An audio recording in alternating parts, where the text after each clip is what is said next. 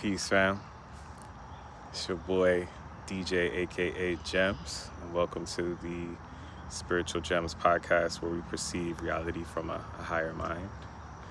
Today, we're trying something new. We outside, you know what I'm saying? It feels good to be outside, literally, in nature, taking it all in.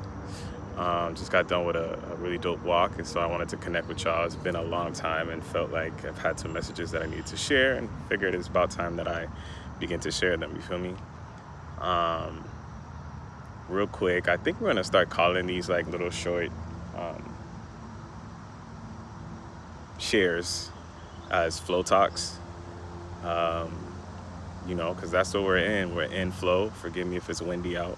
Just is what it is. We out in the elements. So hopefully it's not too distracting from the message and stuff like that. But I wanted to share some stuff around this Scorpio full moon energy that we're in right now. You know, like Scorpio energy is that transformation energy, that deep death and rebirth energy, which is kind of can be kind of tough to go through, right? Like, transformation, going through the death cycle to be reborn again. When you think about when babies are born, it's probably a very painful process for both the child and the mother, very traumatic process. And even just the idea of death, that can in and of itself be challenging to go through. So many of us right now are like feeling like we're kind of like in a blender, like feeling like what the fuck is happening? One day I'm up, the next day I'm down, and then these full moons in Scorpio hit like this, and you're just like taken back for a lot of us, kind of feel like things are coming from your shadows and you're being triggered and all those things during this Taurus season, which is already sort of beautiful yet challenging in and of itself, because this Taurus season was about showing us our value, which is for many of us can be challenging too, because you're realizing in a new way what your true worth and value is, and how you may not have been showing up for yourself, or moments that you're reflecting on when you may have allowed people to overstep their boundaries, and grieving those things that have happened to you in the past, and in the process of letting that all go. And so I think it all coincides with the Scorpio energy, that death and rebirth energy, the transformation energy, of which we're in a 9-year, which that in of itself, right, is like the ending of cycles, life and death, all that jazz, So we talked about that a little bit before in previous content. But yeah, this energy right now is very special, because if you choose to see it for what it really is, that these moments that we're having that feel uncomfortable are actually a gift. It's a gift to us to show us the old ways of being and the old parts of ourselves that no longer can come with us anymore on this journey called life, right? Like, we're getting ready to start something anew here, especially going into next year with it being a universal 1-year energy with new beginnings. But in that process, there's going to be multiple cycles of us going through the death and rebirth process so that we can transform. You know what I'm saying? I don't know why Power Rangers just came to mind. I don't know if shout out to those who watched Power Rangers back in the day. I'm showing my age, but it's all good.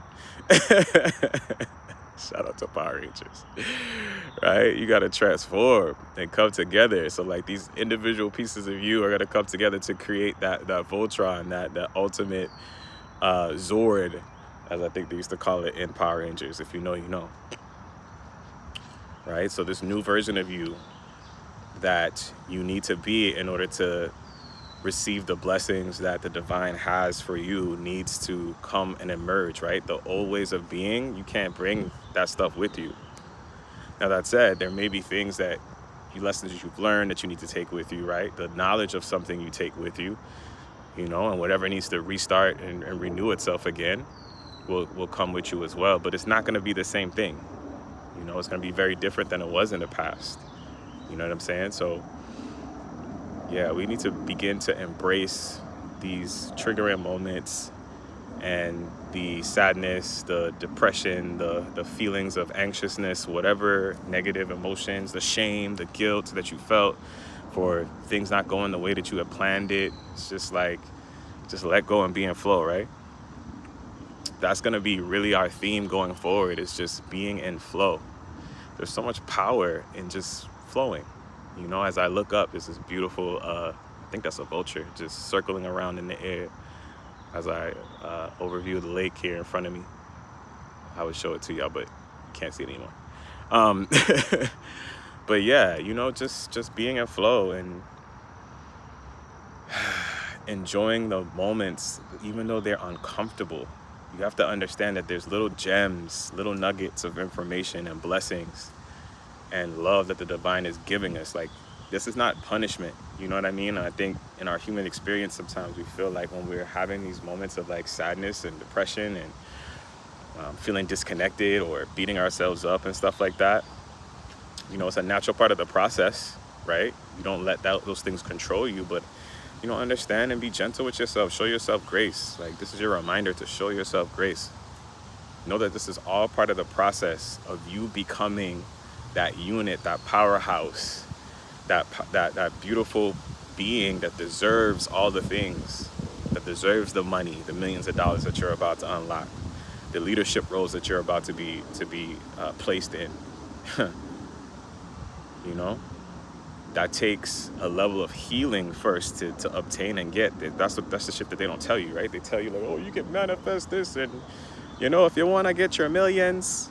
Yeah, but you have to, the way that you earn that is not necessarily through just effort, right? Like, yes, there is a level of work that you got to put in, but the real work is the inner work, right? The inner healing, the inner transformation, which is what Scorpio represents. What's the deep emotions, the deepness, when we think about Scorpio, I know we look at it as the scorpion, but it really is a water sign. It's a fixed sign, but it's also considered to be the deep water sign, like the deepest depths of the ocean. That's where some of the weirdest shit is, right? When we think about the ocean, like, there's all types of weird ass, well, let me not say weird, but the unique looking creatures, the glow in the dark creatures, they look a little scary. They have crazy ass teeth.